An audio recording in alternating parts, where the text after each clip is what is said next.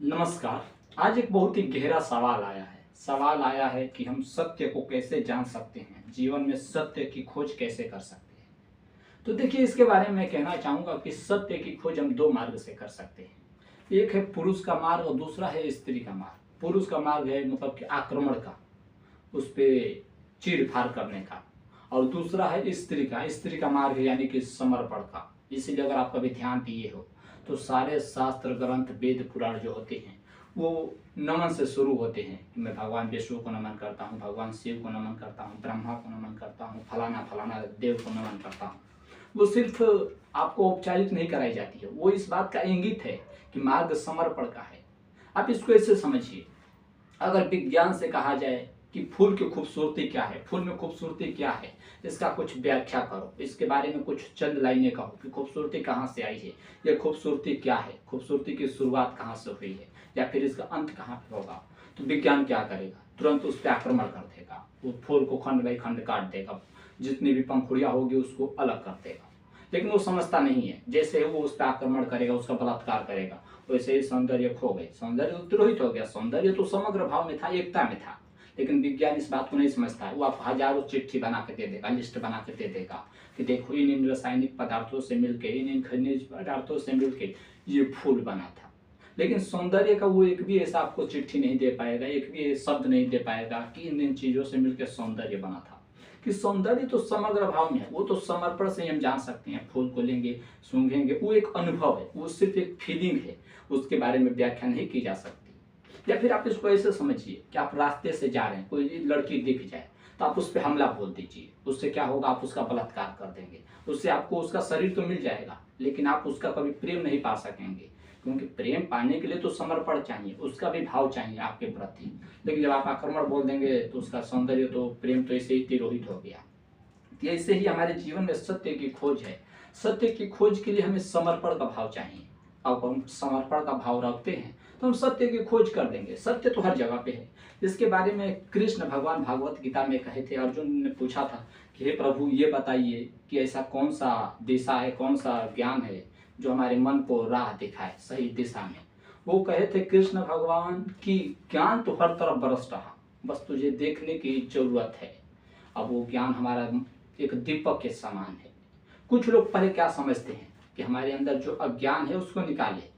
अज्ञान जब तक आप निकालेंगे आपके अंदर कभी ज्ञान नहीं आएगा। आप इसको ऐसे भी समझ सकते हैं, मान लीजिए एक रूम है, कमरा, वो अंधकार से बिल्कुल भरा हुआ है और उसमें आप सोचते हैं रोशनी डालने के लिए, तो पहले अंधकार को बाहर निकालेंगे तो वो निकलेगा, कभी नहीं निकलेगा। उसमें दीपक जलाइए, दीपक की रोशनी से जो उसमें का अंधकार है ऑटोमेटिक हो जाएगा। उसी प्रकार ज्ञान है, ज्ञान के लिए आपको कुछ करना नहीं है, समर्पण का भाव होना चाहिए। ये अगर आप समर्पण के भाव रखते हैं ईश्वर के सामने, ईश्वर का मतलब भी ये नहीं है कि आप किसी मूर्ति को पकड़ दीजिए। वो इंसानों के द्वारा बनाई गई एक प्रतिमा है, एक मूर्ति है। अगर आप देखेंगे डिक्शनरी में आदमी शब्द, जिसको हम इंग्लिश में मैन कहते हैं, हिंदी में आदमी कहते हैं, तो आदमी का अर्थ होता है मिट्टी का मूर्ति। लेकिन इंसान सिर्फ मिट्टी का मूर्ति नहीं है, मिट्टी की मूर्ति से भी कुछ आगे है। इसीलिए अगर मनुष्य आदमी पर कोई शब्द बैठाएं तो मनुष्य शब्द बिल्कुल परफेक्ट बैठेगा, क्योंकि मनुष्य शब्द का अर्थ हुआ मिट्टी की मूर्ति से बने भी आगे कुछ है। और बिल्कुल ठीक है, हम मिट्टी से बने, यह शरीर तो है, लेकिन इसके पहले जो चैतन्य है, जो आत्मा है, जो साक्षी है, दृष्टा है, जो देखने वाला है, वो तो मिट्टी से नहीं बना है, वो तो मिट्टी से बन ही नहीं सकता। और इसी के बीच पूरे अध्यात्म में लड़ाई है। विज्ञान कहता है कि नहीं, पदार्थ ही सब कुछ है, लेकिन अध्यात्म कहता है कि नहीं, आत्मा है। लेकिन फिर भी लास्ट में आके दोनों एक बात कहते हैं कि सबका मालिक एक है। और यहीं पे एक है, हम मान लिए हैं, सारी दुनिया मान चुकी है, विज्ञान भी मानता है, अध्यात्म भी मानता है। लेकिन एक जाके एक जगह पे द्वंद्व हो जाता है कि जैसे कि मान लीजिए आत्मा सोल है, आत्मा तो मिट्टी जलवायु अग्नि पदार्थ नहीं है। अगर वो सबका मालिक है, परमात्मा का अंश है, जो आत्मा सोल है, आत्मा, तो उसमें से आप कितना भी कुछ कर लीजिए, उसमें से मिट्टी नहीं निकाल सकते। आत्मा में जब मिट्टी नहीं है, आत्मा तो सोल हो गई प्योर एकदम, तो उसमें से आप मिट्टी कैसे निकालेंगे, जल कैसे निकालेंगे। और अगर जिसमें से जल निकलेगा उसमें आत्मा नहीं हो सकती किसी भी कारण से। दो होना ही चाहिए, एक पदार्थ और एक आत्मा। और इसी में दोनों में द्वंद्व है कि दोनों में मालिक कौन है। अगर आप कहते हैं कि पदार्थ ही मेन है, भौतिक कोई वस्तु है, उसी से संसार का निर्माण हुआ है, तो फिर एक सवाल आता है कि ठीक है, हम पदार्थ से सब कुछ कर लेते हैं, लेकिन ये चैतन्य पैदा नहीं हो सकता। हम मिट्टी से मूर्ति बना सकते हैं, अग्नि वायु सब मिला के, जल मिला के हम एक मूर्ति बना सकते हैं, लेकिन उसमें जो चैतन्य आत्मा है वो कहाँ से डालेंगे, उसका तो हमें कुछ पता नहीं। और अगर हमारे पास आत्मा है, आत्मा से भी हम पदार्थ नहीं बना सकते, कुछ भी हो जाए। जैसे आप इसको ऐसे समझिए कि रेत है, रेत बालू आप देखे होंगे जो समुद्र के किनारे होता है, उसमें सब कुछ भी कर लेंगे तो तेल नहीं निकलेगा। इसी के बारे में बहुत बड़े दार्शनिक जो चिंतक हुए, इसके बारे में गहरा चिंतन किए तो कहे कि शून्य से शून्य ही निकल सकता है, शून्य से कुछ भी कर दीजिए एक नहीं निकलेगा। ये बिल्कुल ठीक बात है। और यहीं पे द्वंद्व है, न विज्ञान ढूंढ पा रहा न अध्यात्म ढूंढ पा रहा। और विज्ञान क्यों माने, इतना भी कोशिश करता है लेकिन उसे सच का पता नहीं चल पाता, सच का पता चलेगा भी नहीं। और यही कारण है कि हमारे देश में इतने महान पुरुष आते हैं, मनुष्य में ये सब आते हैं, क्योंकि मनुष्य में चिंतन का विषय आता है। आप कभी जानवरों को देखे हैं, वो कभी भगवान को लेकर परेशान रहते हैं कि हमारे भगवान तो ये हैं, हमारे भगवान तो वो हैं, वो कभी नहीं डरते, उन्हें उस बात से फर्क ही नहीं पड़ता। और शायद ये बिल्कुल ठीक है। हम इतने बड़े दुनिया में, इतने बड़े यूनिवर्स में, एक यूनिवर्स में कितने यूनिवर्स है, उसके बाद भी कितनी मल्टीपल गैलेक्सी है, उसमें हम एक पृथ्वी के एक छोटे से कण में हम विद्यमान हैं, और उसी में हम पूरी दुनिया की कल्पना करते हैं, तीनों लोकों के स्वामी की कल्पना करते हैं। इतना बड़ा ब्रह्मांड है, उसमें कहीं ईश्वर की हम बात नहीं करते, धरती पे आते हैं ईश्वर, इसी का हम वर्णन करते हैं। ये कहीं ना कहीं एक हिसाब से मूर्खता की बातें है हमारी, क्योंकि हम सच का पता नहीं जानते। और ये बिल्कुल ठीक है, अगर हम नहीं जानते तो हमें एक बात स्वीकार कर लेनी चाहिए कि हमें नहीं पता। लेकिन जो आते हैं वो ये बात नहीं कहते, वो आकर अंतिम घोषणा करते हैं कि अहम ब्रह्मास्मि, मैं ही सत्य हूँ, मैं ही ब्रह्म हूँ।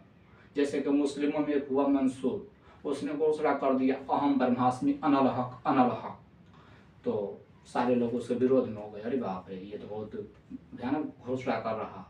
उसको जल्दी फांसी चढ़ा और उसको फांसी दे दिया गया।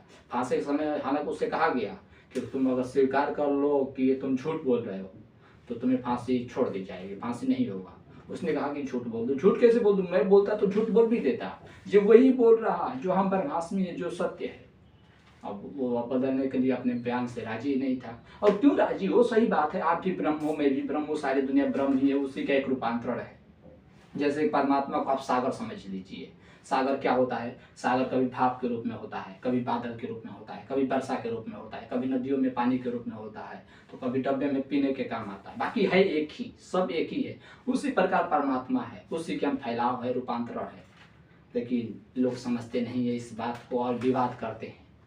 जब वो भी जो लड़ते हैं, हिंदू मुस्लिम सिख ईसाई आपस में, उन्हें समझना चाहिए, चाहे वो किसी भी रूप में पूछता, वो पूछता तो एक ही ईश्वर को होगा, ईश्वर तो दो नहीं है, फिर किस बात की लड़ाई है।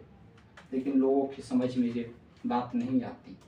और रही बात सत्य की खोज की, तो सत्य की खोज अगर आप समर्पण का भाव रखते हैं और निरंतर प्रयास करते हैं, तो इसके बारे में कबीर जी कहे थे कि करत करत अभ्यास के जड़मति हो तो सुजान, रसरी आवत जात से सिल पर परत निशान।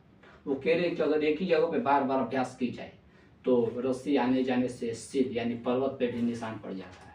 ये बिल्कुल ठीक बात है। अगर हम निरंतर अभ्यास करें एक ही दिशा में तो हम जरूर उसमें सफलता पा सकते हैं और हम सत्य तक पहुंच सकते हैं। अंतिम रूप में मैं आपसे यही कहना चाहूँगा कि संसार में जितने लोग भी आज तक आए हैं, सत्य का किसी को पता नहीं, सत्य कोई जान ही नहीं सका है। शायद ये हो सकता है कि हम सत्य को कभी जान ही ना पाए।